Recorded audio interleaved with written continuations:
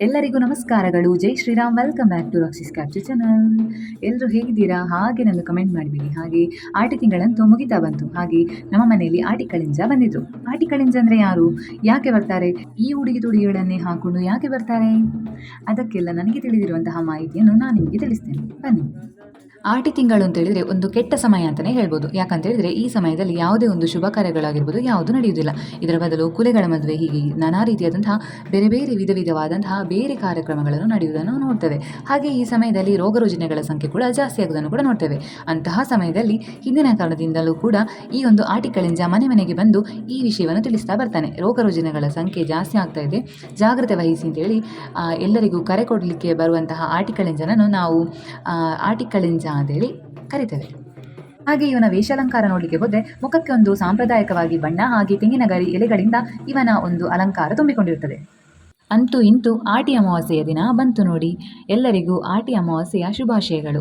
ಮಾತರೆಗ್ಲ ಆಟಿ ಅಮಾವಾಸ್ಯೆದ ಎಟ್ಟೆಪ್ಪಲು. ಈ ಆಟಿ ತಿಂಗಳಲ್ಲಿ ಪತ್ರೋಟೆ ಆಗಿರ್ಬೋದು, ಅಜಂಕ ದೋಸೆ ಆಗಿರ್ಬೋದು, ಹಾಗೆ ಇನ್ನೇನು ನಾಗರ ಪಂಚಮಿ ಕೂಡ ಬಂತು. ಇದರಲ್ಲಿ ಅರಶಿನ ಎಲೆಯ ಹಿಟ್ಟಾಗಿರ್ಬೋದು, ಹೀಗೆ ನಾನಾ ರೀತಿಯಾದಂತಹ ಅಡುಗೆಗಳನ್ನು ಮನೆಯಲ್ಲಿ ಮಾಡಿ ನಾನೀಗ ನಿಮಗೆ ಮನೆಯಲ್ಲೇ ಪತ್ರೋಟೆಯನ್ನು ಹೇಗೆ ಮಾಡ್ಬೋದು ಅಂತೇಳಿ ಚಿಕ್ಕದಾಗಿ ನಿಮಗೆ ಹೇಳ್ತೇನೆ ಬನ್ನಿ. ಫಸ್ಟಿಗೆ ಮರಚಿ ಬೀಜದ ಅದನ್ನು ಚೆನ್ನಾಗಿ ಕ್ಲೀನ್ ಮಾಡಿಕೊಂಡು ಕಟ್ ಮಾಡಿಕೊಂಡು ಒಂದು ಸೈಡ್ ಇಟ್ಕೊಳ್ಬೇಕು. ಆನಂತರ ಒಂದು ಅಕ್ಕಿ ಹಿಟ್ಟನ್ನು ಗಟ್ಟಿಯಾಗಿ ಕಟ್ಕೊಳ್ಬೇಕು. ಆನಂತರ ಅದಕ್ಕೆ ಮಿಕ್ಸ್ ಮಾಡಿ ಆನಂತರ ಅದನ್ನು ಎಲೆಗೆ ಹಾಕಿ ಒಂದು ಇಡ್ಲಿ ಪಾತ್ರೆಯಲ್ಲಿ ಕುದಿಲಿಕ್ಕೆ ಇಡಬೇಕು. ಆನಂತರ ಮರುದಿವಸ ಬೆಳಗ್ಗೆ ಅದನ್ನು ಓಪನ್ ಮಾಡಿದಾಗ ಈ ರೀತಿಯಾಗಿ ಇರ್ತದೆ. ಇದನ್ನು ಕಟ್ ಮಾಡಿ ನಮಗೆ ಎಷ್ಟು ಬೇಕೋ ಅಷ್ಟು ಗಾತ್ರದಲ್ಲಿ ಕಟ್ ಮಾಡಿ ಅದನ್ನು ಸಾಂಬಾರಿಗೆ ಹಾಕಿದರೆ ಪತ್ರೋಟೆ ರೆಡಿ ಆಗ್ತದೆ. ಇದೊಂದು ತುಳುನಾಡಿನ ಸ್ಪೆಷಲ್ ತಿಂಡಿ ಅಂತ ಹೇಳಿದರೆ ತಪ್ಪಾಗಲಾರದು. ಹಾಗೆ ಇದು ಯಾರಿಗೆಲ್ಲ ಫೇವ್ರೆಟ್ ಪ್ಲೀಸ್ ಒಂದು ಕಮೆಂಟ್ ಮಾಡಿ, ಲೈಕ್ ಮಾಡಿ. ಹಾಗೆ ಆಟಿ ಅಮಾವಾಸ್ಯೆ ದಿನದಂದು ಕಹಿಮದ್ದು ಕುಡಿಯುವಂತಹ ಒಂದು ಕ್ರಮ ಇದೆ. ಈ ಕಹಿಮದ್ದು ಎಲ್ಲಿಂದ ಬರ್ತದೆ ಅಂತ ಕೇಳಿದರೆ ಹಾಳೆ ಮರ ಅಂತೇಳಿ ನಾವು ಕರೀತೇವೆ. ಈ ಹಾಳೆ ಮರದ ತೊಗಟೆಯನ್ನು ಮುಂಜಾನೆ ಬೆಳಗ್ಗೆ ಬೇಗ ಎದ್ದು ಅದನ್ನು ತೆಗೆದುಕೊಂಡು ಬಂದು ಅದರ ರಸವನ್ನು ಕುಡಿದ್ರೆ ಯಾವುದೇ ಒಂದು ರೋಗ ರುಜಿನಗಳಿಂದ ನಮ್ಮ ದೇಹವನ್ನು ನಾವು ರಕ್ಷಣೆ ಮಾಡಿಕೊಳ್ಬೋದು ಅಂತೇಳಿ ಹೇಳಲಾಗ್ತದೆ.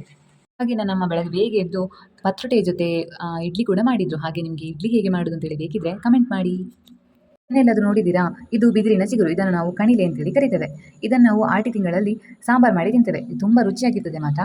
ಹಾಗೆ ಇನ್ನು ಸಂಜೆ ಆಗ್ತಾ ಬಂತು. ಹಾಗೆ ಈರುಳ್ಳಿ ಎಲ್ಲ ಕಟ್ ಮಾಡಿ ನಾನು ಈರುಳ್ಳಿ ಬಜ್ಜಿ ಮಾಡುವ ಅಂತೇಳಿ ಈರುಳ್ಳಿ ಬಜ್ಜಿ ಎಲ್ಲ ಮಾಡಿ ಇನ್ನು ತಿನ್ನೋದು. ಹಾಗೆ ಆಟಿ ಅಮಾವಾಸ್ಯೆಯ ಶುಭಾಶಯಗಳು.